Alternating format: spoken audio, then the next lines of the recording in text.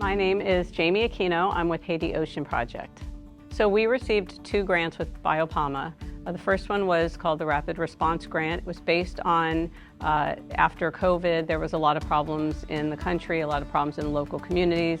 The purpose of this grant was to increase resilience in the communities, especially ones affected by livelihoods and other issues. So we received this grant a few years ago, and it was a significant grant because the purpose of this grant was for us to go into the communities that we had been working in and try to find ways to help them with alternative livelihood opportunities, protecting the marine environment. We found it to be, very valuable grant, especially again in light of COVID, and which was affecting basically a global problem. So that was one grant. Our second grant was a small technical grant. We received. We did a med assessment in 2021. It was for the purpose of assessing the threats and the risks, and overall, it's a technical tool that is used to assess what's going on in the MPA. And we used that grant to be able to reach out to the local communities where we that hadn't been done before in that MPA.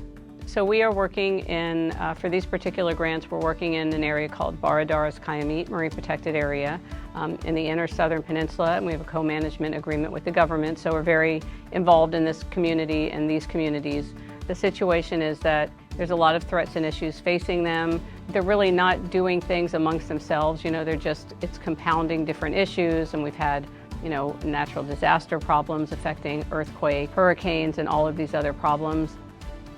So the biggest impact from the grant was that for us, we had been working within this MPA, which is a relatively young one. It's only been in existence since 2017, but we hadn't really had an opportunity to really get into all of the communities. And through these BIOPAMA grants, we were able to work with all the coastal communities in the MPA. We were able to assess the needs of the communities, assess the threats and risks that were affecting the marine megafauna and other marine life that were important to a healthy ecosystem, and get a chance to work with the local communities individually to help them with opportunities that they didn't have previously. But really it built stronger relationships within these communities so we could work together to solve the problem of protecting the marine environment while also helping the people with their issues and creating opportunities for them. So the local populations who we work with, they really don't understand the ecosystem from a holistic perspective. They catch something, it's food for the table. They don't understand the dynamics of the food chain and the interconnectivity between the species. So the marine megafauna, which as you know, are important species for the health of the ocean. They're top of the food chain. They affect all the other fish and marine life under them. They were being caught at such an alarming rate that it was really putting a lot of pressure on the marine ecosystems, and there's a lot of overfishing in Haiti. So it was important to focus on the value of them, not just as a food source, but as a valuable species within the marine ecosystem.